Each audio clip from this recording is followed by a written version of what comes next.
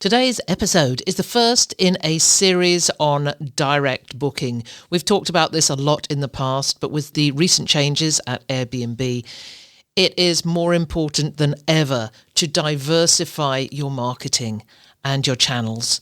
So over the next 5 weeks, we'll be talking to some amazing experts in this industry about how to do it, how to do direct booking. Today's guest is Lewis Andrews from the OVO Network. This is the Vacation Rental Success Podcast, keeping you up to date with news, views, information and resources on this rapidly changing short-term rental business. I'm your host, Heather Bayer, and with 25 years of experience in this industry, I'm making sure you know what's hot, what's not, what's new, and what will help make your business a success.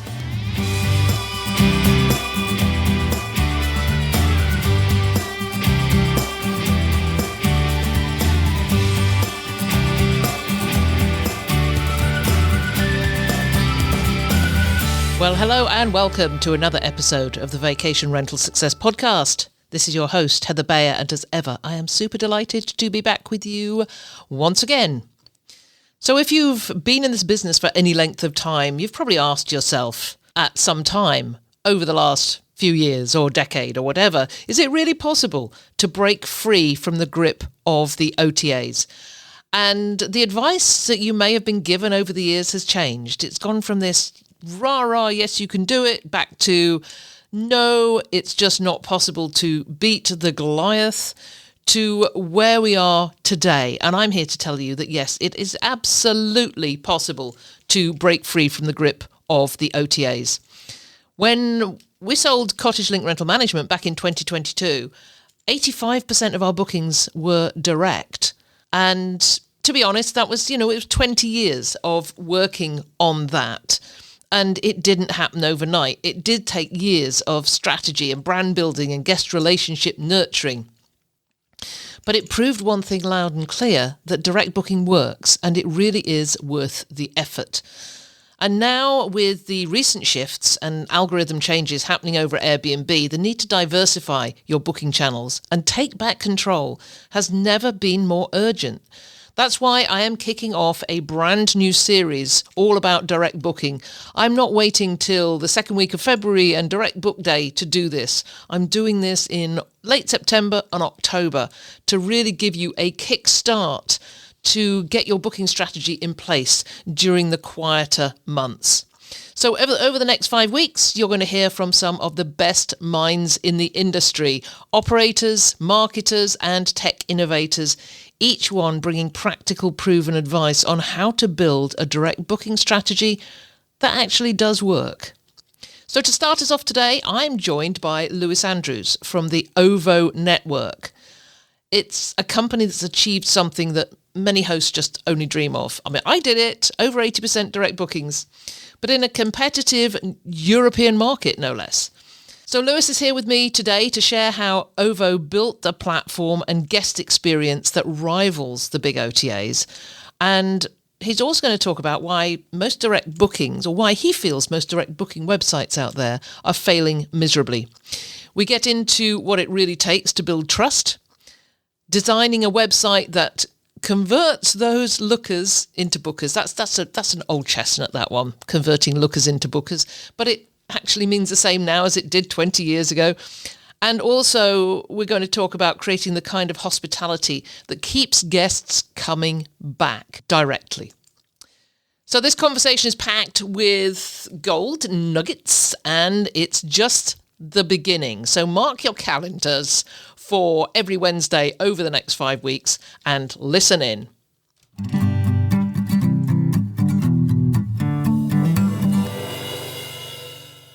So I am so delighted to have with me today Lewis Andrews from the OVO Network. Thank you so much for joining me. It's an absolute pleasure to have you on. I think we spoke about you coming on the show a couple of years ago when I met you first in Barcelona. It's been a while, but it's the perfect time now. So welcome. Thank you, Heather. Thank you so much. Yeah, I think the first time we met was indeed in Barcelona. I think it was probably at the first scale, if I'm not mistaken. It was. And it was actually, or maybe, the first or the second, I can't remember, but the scale Barcelona was the first time I ever spoke at a conference, and I think kind of my speaking engagements, whether they be on podcast or on the stage, have evolved significantly since then. Well, you spellbound. Is that the word? You held the audience spellbound, I think, with that, with your very first presentation. So kudos to you for doing that, because Thank you. that first one is pretty daunting. Yep. So I've been listening to you on other podcasts, and it's interesting. When we were talking at the before we started recording, just about the amount of podcasts there are out there now, and it's sort of difficult to know, who do I listen to?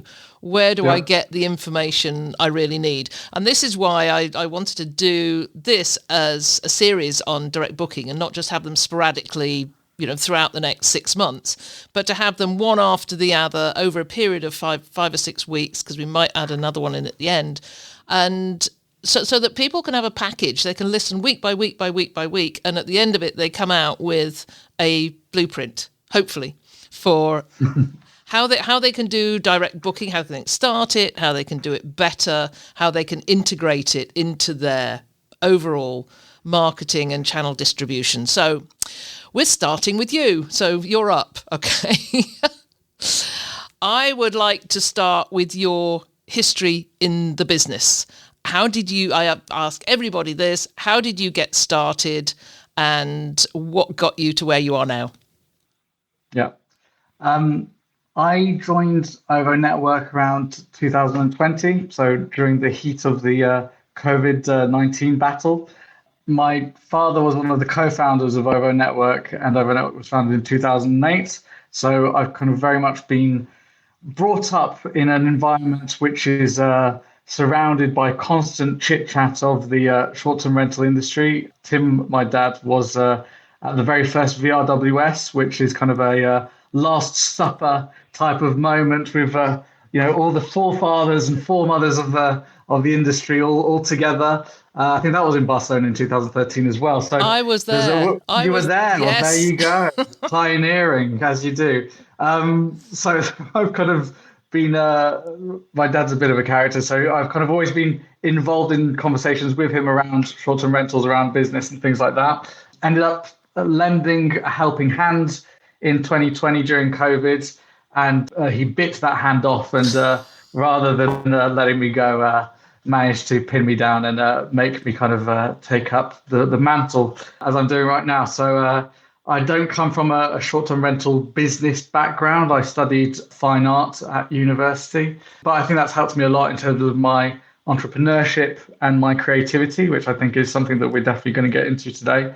And I'm loving it. The business has evolved, drastically since I've joined the business. I think our GBV since I joined year on year has increased over 500% now. So lots of success, lots of learning, and lots of enjoyment, really. So I'm happy to share some of this with you today.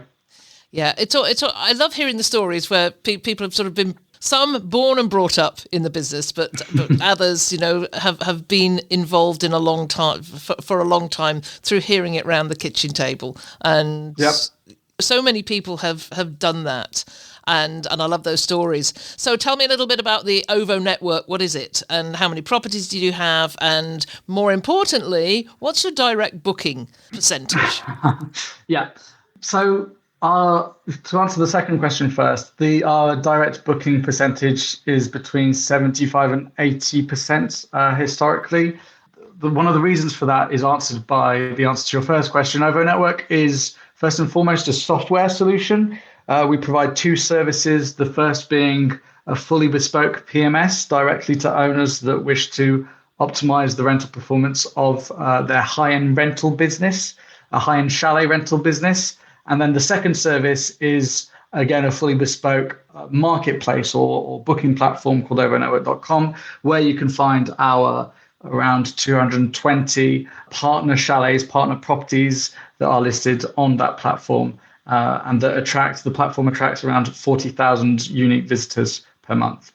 Wow. I love this. I mean, 70 to 80% is so enviable and pretty much unheard of. When I sold Cottage Link Rental Management in 2022, we were at 80%, 85% direct booking. But very good. But similar to your company, we'd been around since in the early 2000s, before Airbnb, and it was at the time of HomeAway, and it was a time when VRBO actually meant vacation rental by owner.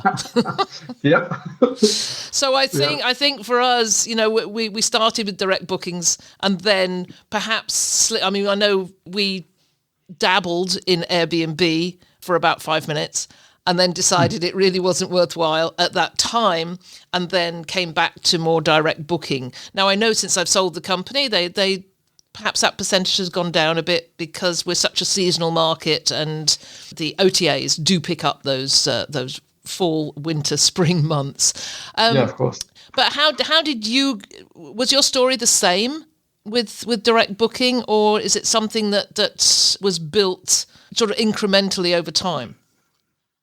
No, we've always had a really strong direct booking percentage. I think, again, a lot of this comes down to how we operate. I think one thing that's very, very different between us and other companies is, again, the kind of the software element to our business, in that we never looked at an empty property and had the thought of doing the cleaning ourselves.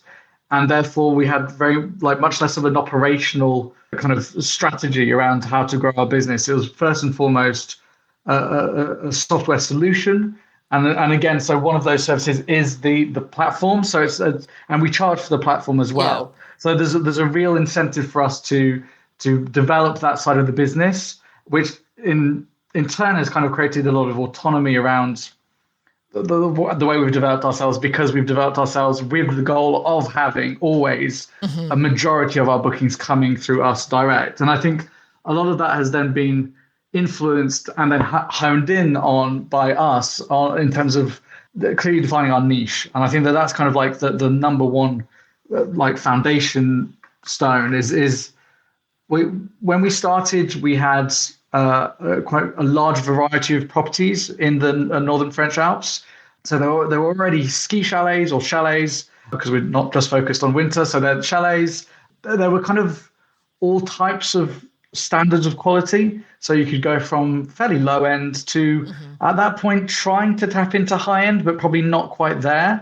And I think the main evolution from, since we started to today is that we're now wholly and entirely centered squarely around our specific niche, which is what we call high-end or unique chalets in authentic destinations. And that goes back down to, obviously, that's a branding term, it's just our slogan, let's call it. But that's very much the niche of property that we operate with.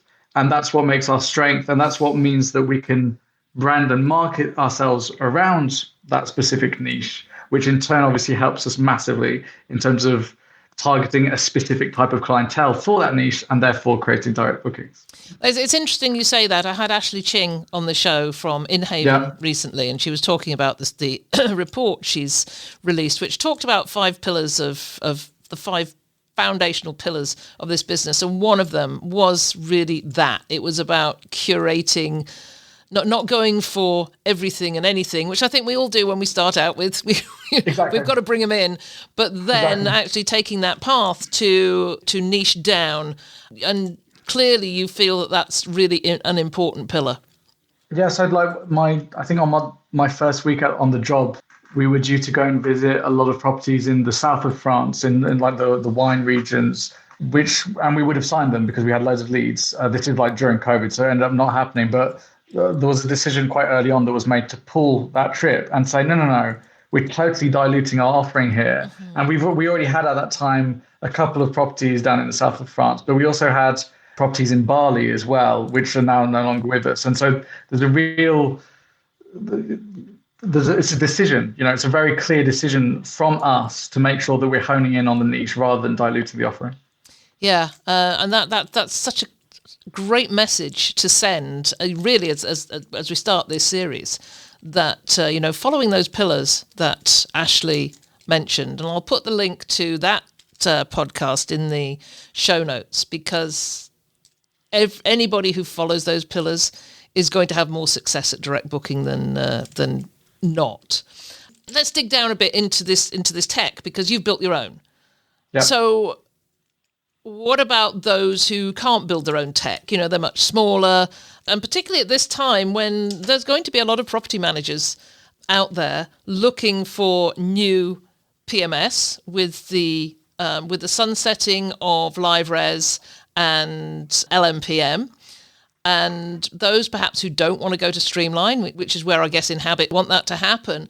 But for those who are out there looking for third-party tools, what key functionality should they be looking for in a software to support a strong direct book strategy?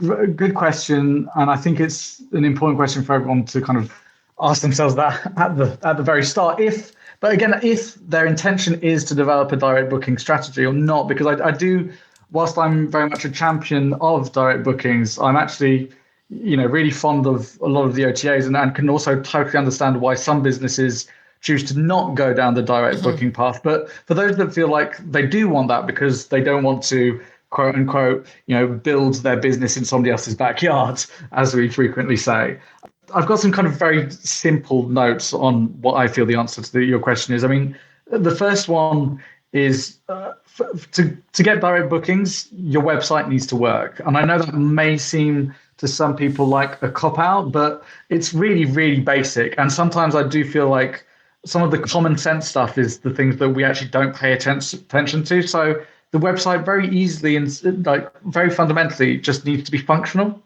It needs to be easy to use. It needs to be user-friendly. It needs to be trustworthy. We were talking about trust just before we jumped onto the pods. It needs to have a smooth end-to-end booking process. I actually made a booking with one of our peers today where the website was a bit clunky. And then during the payment process, I ended up going onto a kind of a third-party page, which was not in the name of the property manager, but in the name of the PMS. And so I'm just kind of in my head going, as a guest who knows Airbnb, because everyone knows Airbnb, arriving on this website, which is a bit clunky, I'm not really clear what it is or what their positioning is, going to book, asking, the page is asking me for my credit card details, and all of a sudden, bang, the URL is changing. The logo of the person that I'm booking with has disappeared, and all of a sudden I'm in somebody else's page, and I'm very uncertain. There's a lot of degrees of trust that have been lost there. So, that goes back to the end-to-end booking process, and do you retain that control and that visibility and that branding throughout that whole process? But then, obviously, there's a huge degree of what I'm talking about is around UX and UI, so user experience and user interface, which I just think is fundamental in all of what we're doing. And then finally, just jumping back on your main point around the PMS, because we're not talking about just a website builder, we're talking about the PMS. Obviously, you'd like to have a website builder component to that. But the other thing that I think is really key as well for direct bookings is obviously other what we call performance levers. So, the ability to have dynamic pricing and special offers and things like that is definitely something that without those, you're not going to go anywhere. You make such a good point about trust. And I've talked to Chris Morn about this over and over again, that trust can just disappear just in a moment. And you just articulated that wonderfully.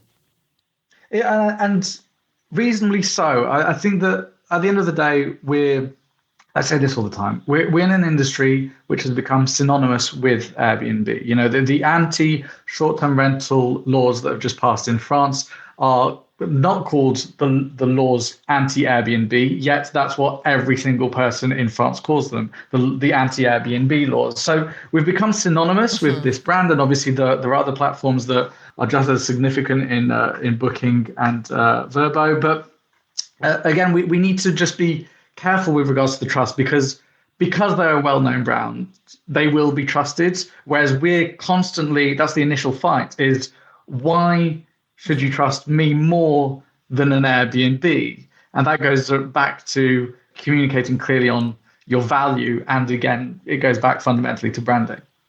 It's interesting. You sometimes see on Facebook groups and other community groups owners saying, why do people continue to go through Airbnb as repeat guests?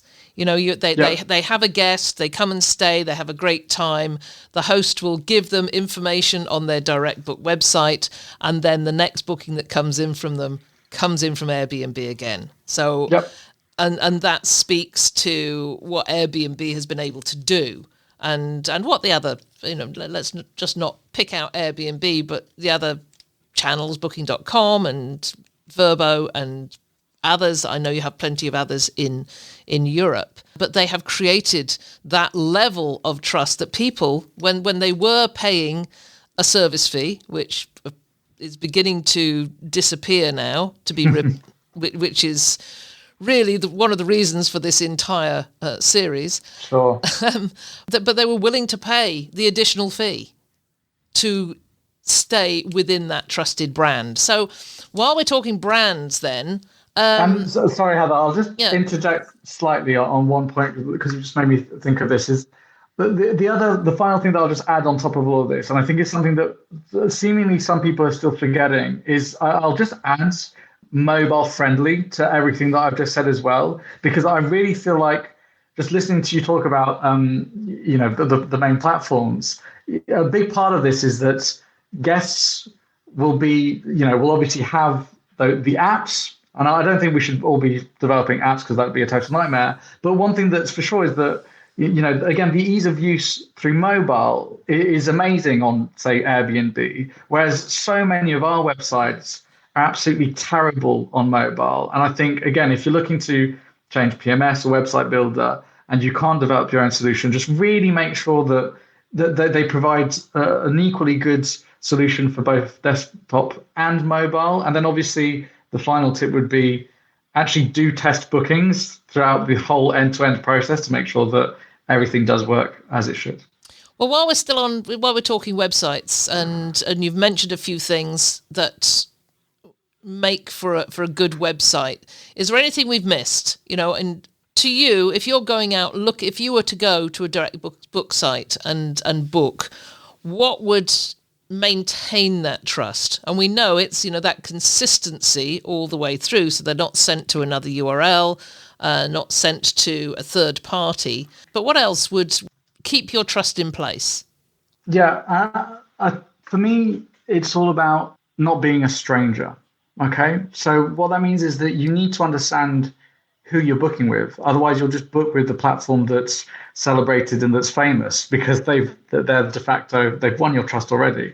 Again, we've talked about making the booking process seamless, but I think a lot of, going back to my don't be a stranger point, a lot of it is around kind of being very open with enough information and making that information kind of easily accessible. Making it clear, like the way that we do it at OVO Network is we make it clear that we're a specialist, not a generalist. Mm-hmm. And I think that's a really clear tip. And again, it goes back to what I was saying earlier around, to each their own strategy. And to be clear, I'm not trying to educate anyone on how to develop a direct booking strategy and have, let's say, 10,000 properties, because at that point, you're going to have to become a generalist. But for people that really want to hone in on, again, a very specific type of niche and be incredibly successful still at that size, it is all around becoming a specialist. And the more you can then communicate around that specialization, the more you'll differentiate yourself from the OTAs and the more your value and your added value will become clearer, because Airbnb is just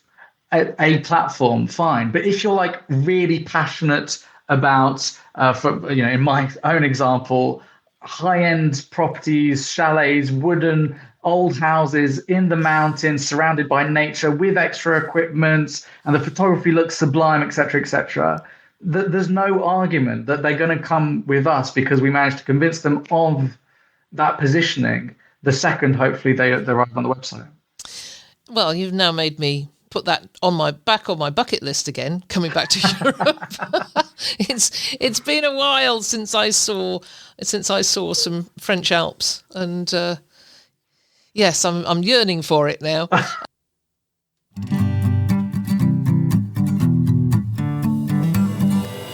So So this episode is brought to you in part by the Straight Chat community, the online gathering place for short-term rental professionals who want more than surface-level advice. We've created this community for those people who want to explore new tools, to talk about the real challenges they're having, and to connect with others who get it. Straight Chat's where those meaningful conversations are happening, and we're sharing news and innovations and new tools and anything you want to know, along with office hours each week and regular tutorials. And along with that, if you've been seriously curious about AI, about how to use it for guest messaging or workflows, setting up standard operating procedures or even marketing, check out the AI Ambassador Program. It's designed for short-term rental professionals who want to lead the way with smart, ethical AI adoption. You don't need to be a tech expert. You just need curiosity and a desire to stay ahead of the curve and to lead the way in your company. Visit vacationrentalformula.com/AI to learn more and to join us.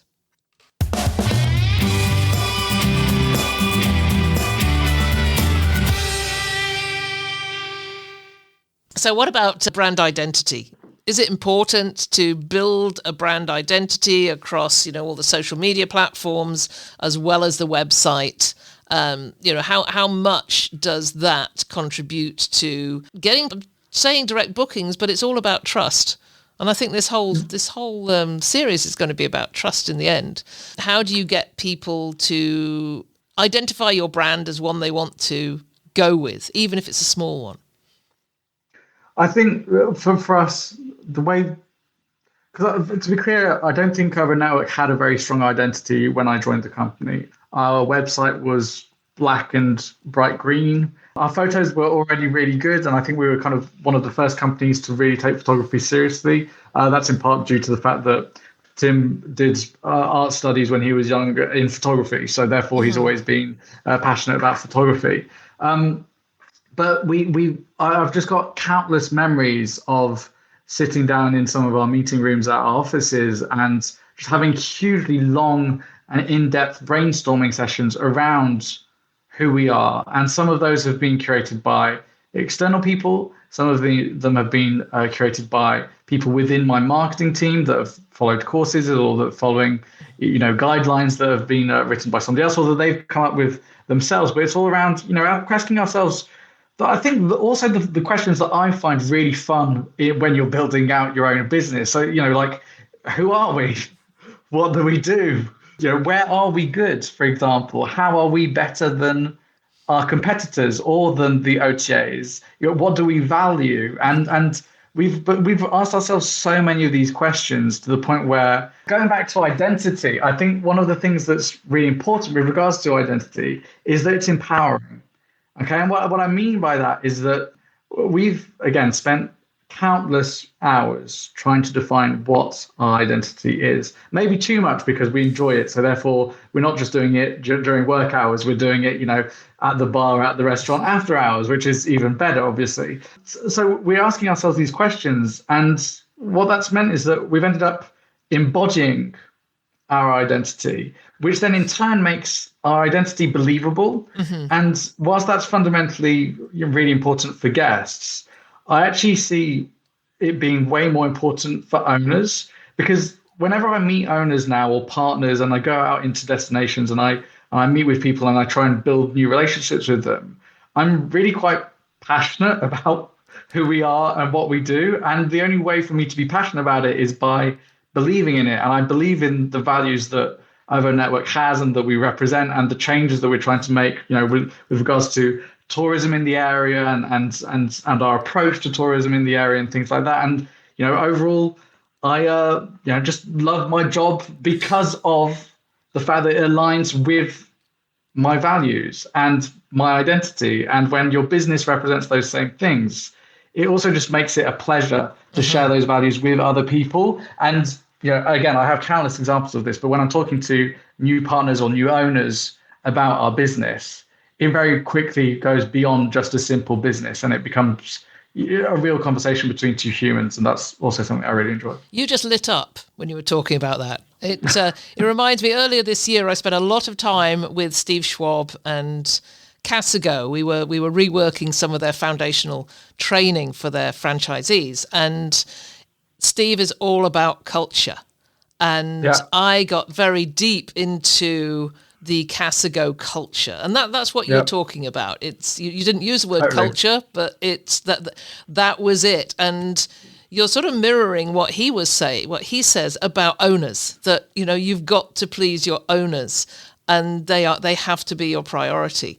Of course, and bearing in mind that, again, going back to kind of the unique business model of OVO Network, my clients are very much my owners, not the guests are my clients, because again, we accompany our owners to obtain direct bookings for themselves. And we call our website, OVO Network, is their own direct website. So that's the way we kind of build things around them, but it's all around, again, empowering them, and obviously we need to believe in doing so.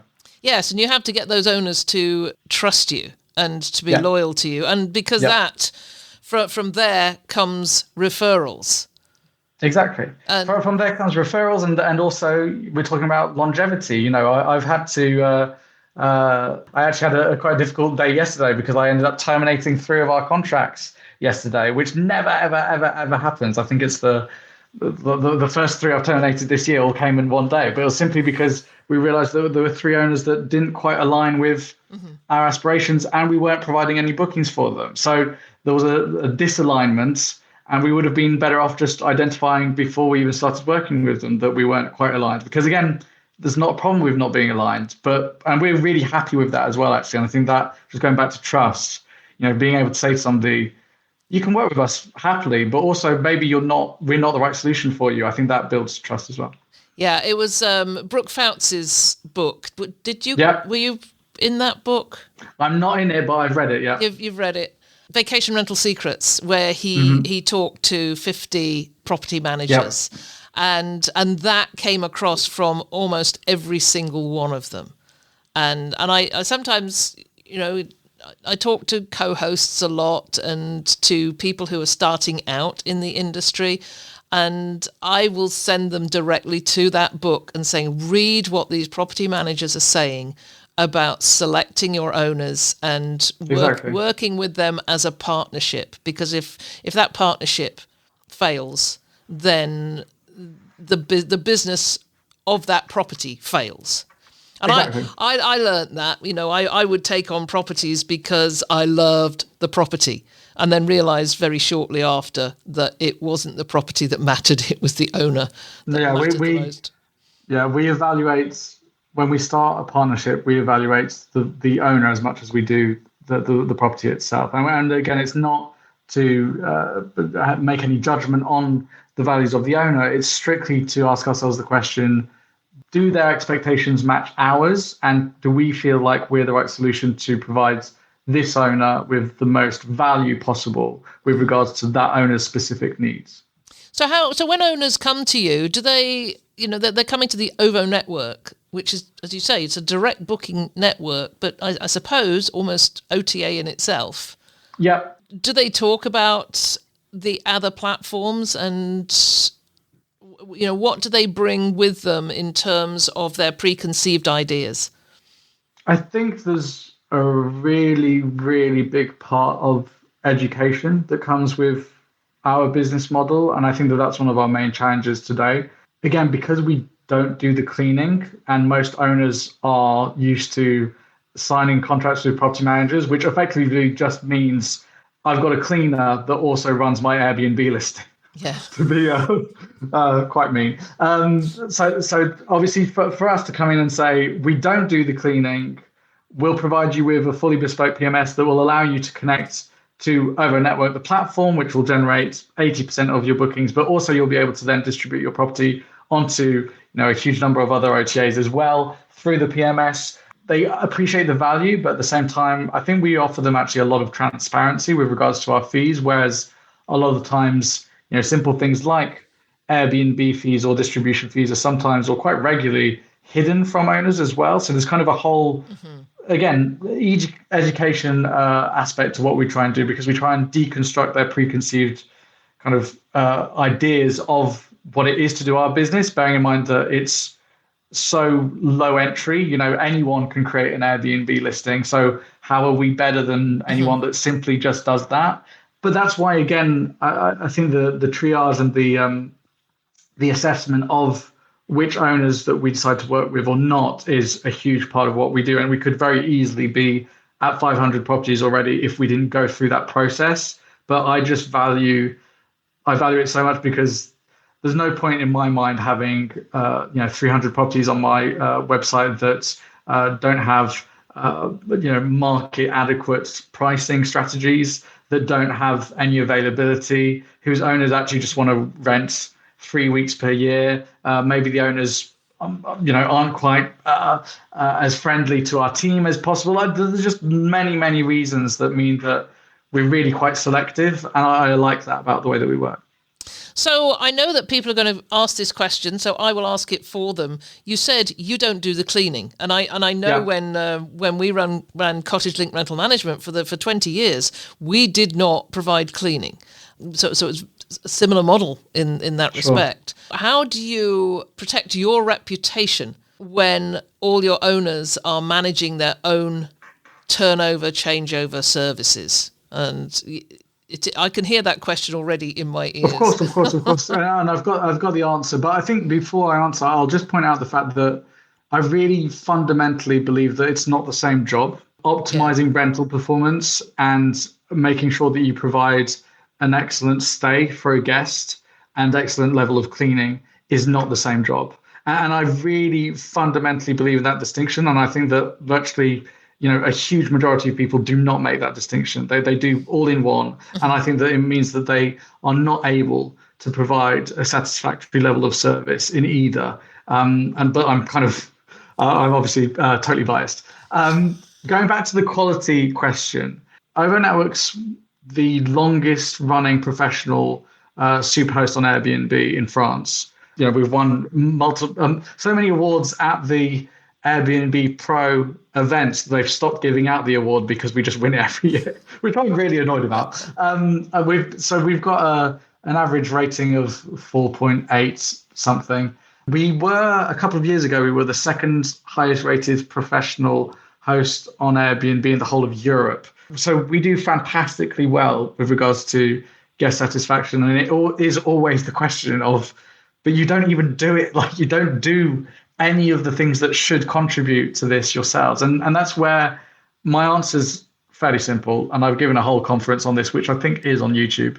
And the answer is a total cop-out on my behalf, which is we only work with properties that will get 5-star reviews. And so it's a great loop on your part, because basically we've just totally drawn the circle back round to the niche question and the brand question. Is that part of our niche and of our brand is that we'll only sign properties that are worth 5-star reviews. That's the perfect answer, because it took us 20 years to get there. and that sort of ties back into the owners, and it's having that discussion with the owner and the owner and the property combined. Can they deliver the highest level of service? And exactly. And we would have that conversation. Exactly. If you can't do that, because we were dealing with properties that, and I always come back to this one. It was a water access only property. 15 minutes by boat. Before that, there was a 15-kilometre drive down a dirt road to the little marina. Before that, it was 15 kilometres from the nearest town.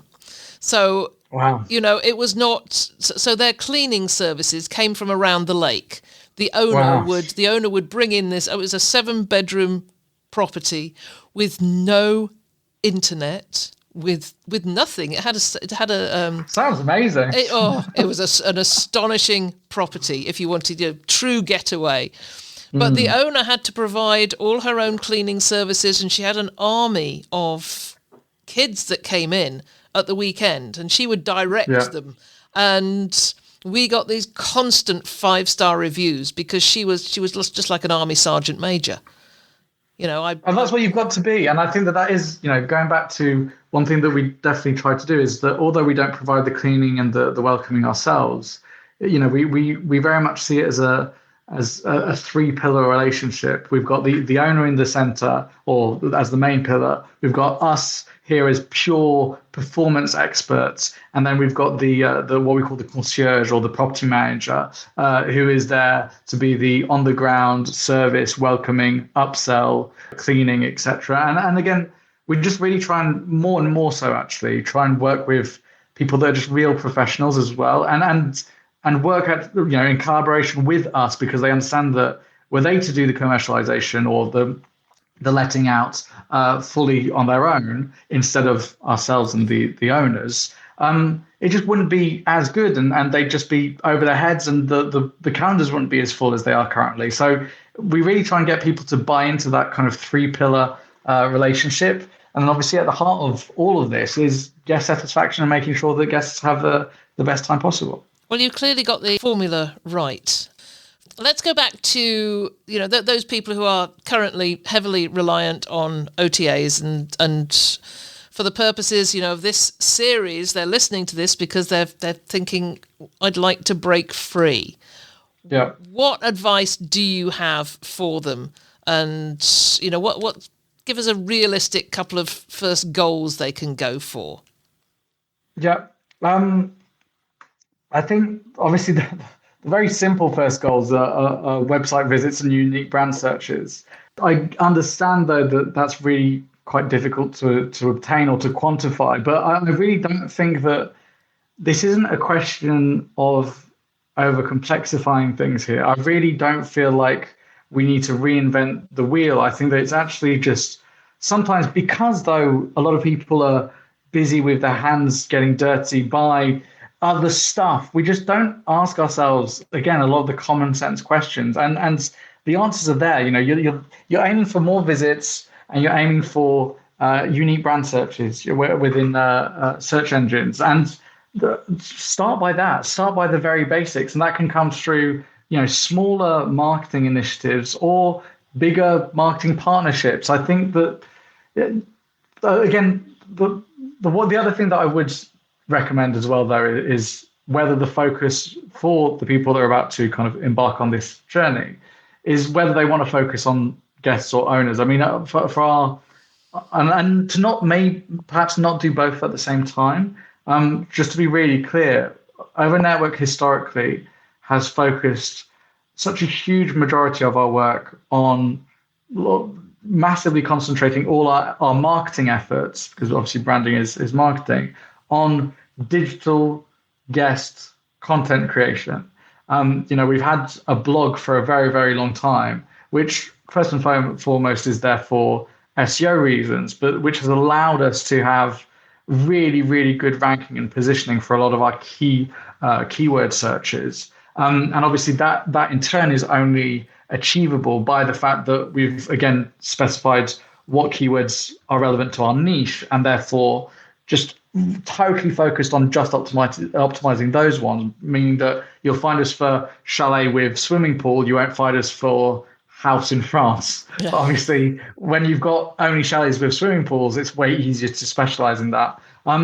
So again, it goes back to the niche, and then see how you rank for those niche terms with regards to guests and SEO. And then for owners, it's slightly different, but just because more and more, at least on our part, we're realizing that from a branding perspective, for owners, what works the best is actually offline marketing. Mm-hmm. Just to expand on that, the offline, what does that mean to you?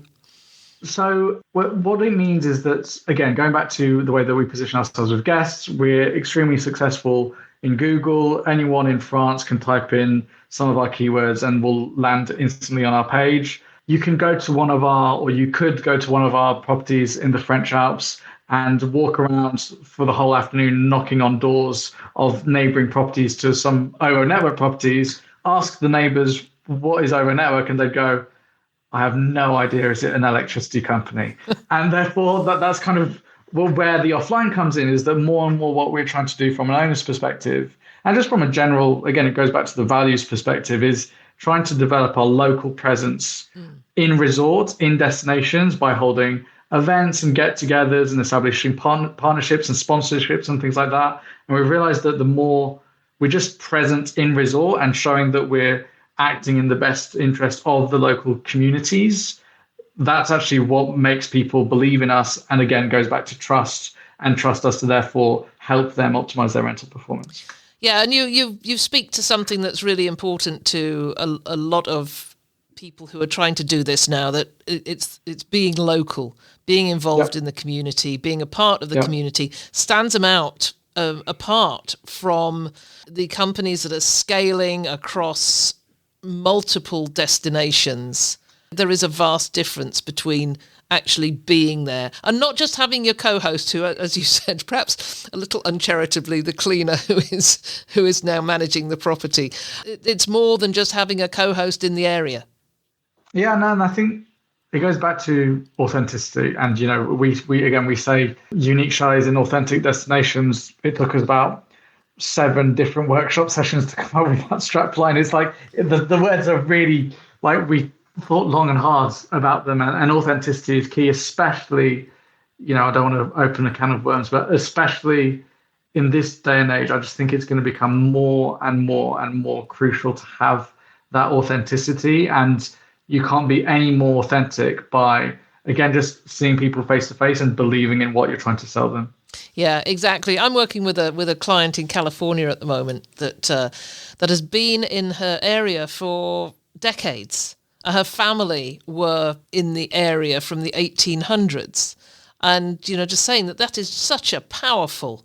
Exactly. It's so powerful. She's got pictures, the high school yearbook pictures that go way, way back. And that is so much more powerful than the competitor that has come in and has the fancy website, but they really have no connection to the area at all.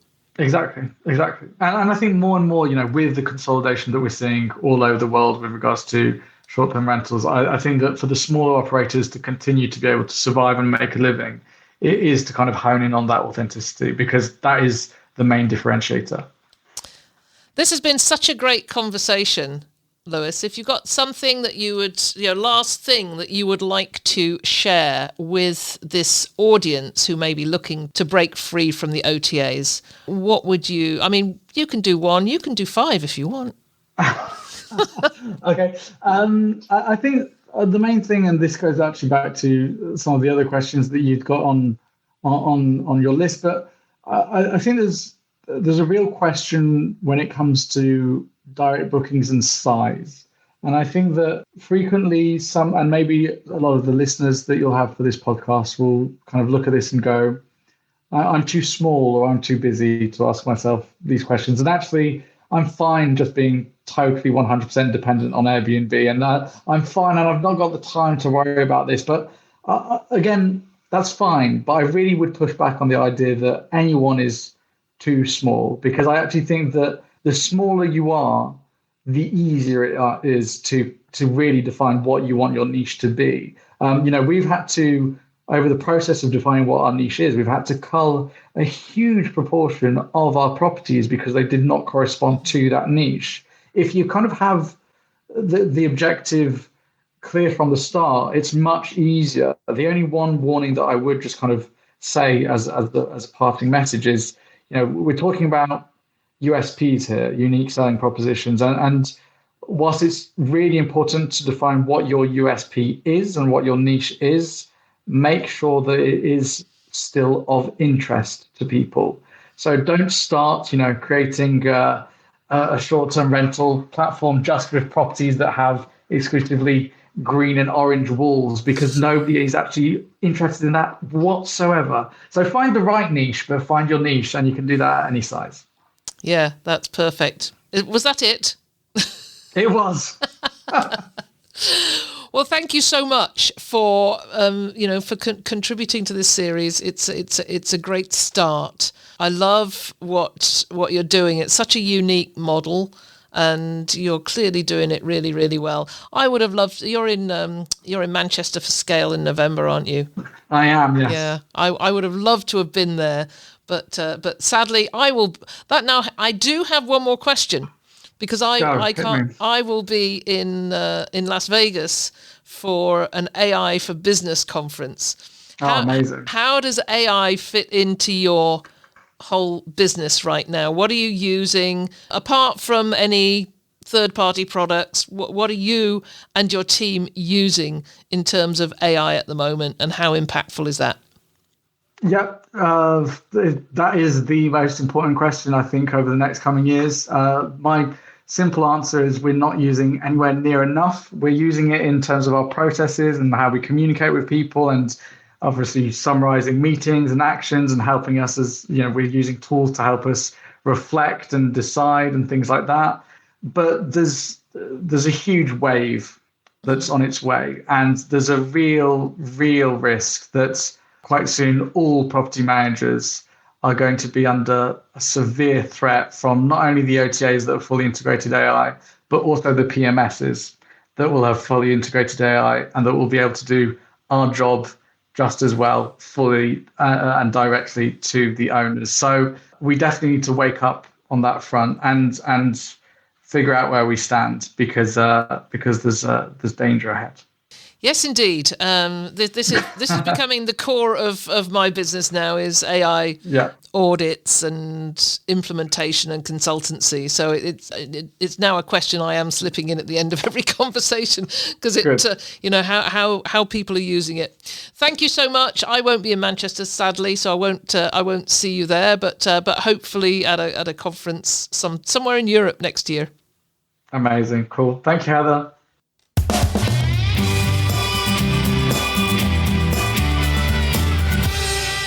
Thank you so much, Lewis Andrews. I think that was a great conversation to kick off this series on direct booking.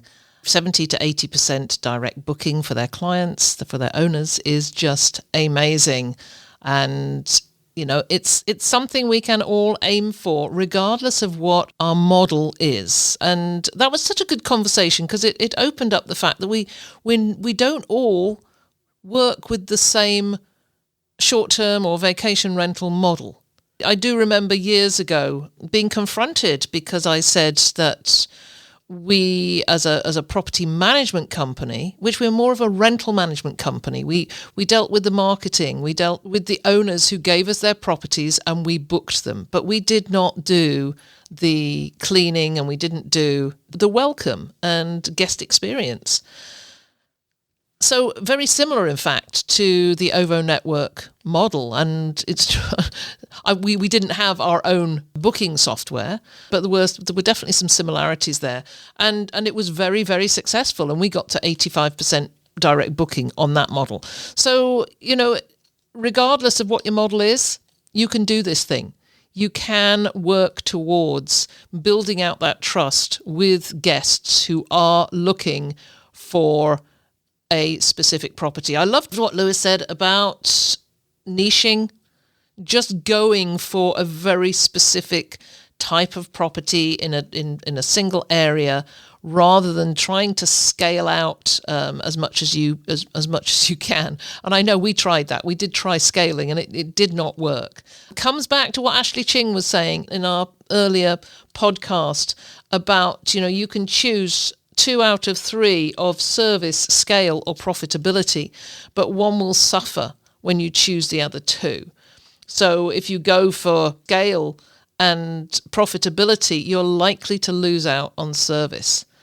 As I mentioned earlier, I have put that episode in the show notes, so please go take a listen to that, because it's very relevant to what we're talking about within this series.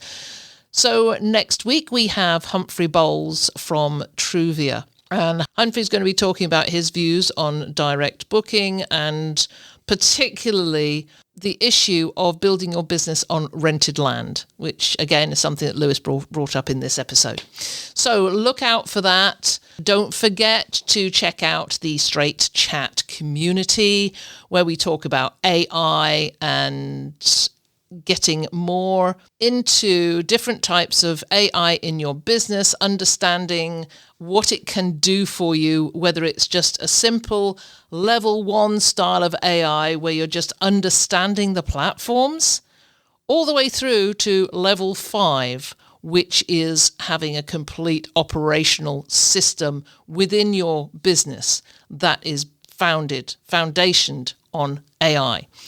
If you go into the community, you will hear more about the 5 levels of AI. There's a video in there. You can go check that out. There's other videos of our weekly office hours where we've been talking about things like prompting and creating GPTs and other issues and other topics around AI. So link in the show notes, go down there and check it out. We'd love to have you there. And I will be with you again next week. Have a great day.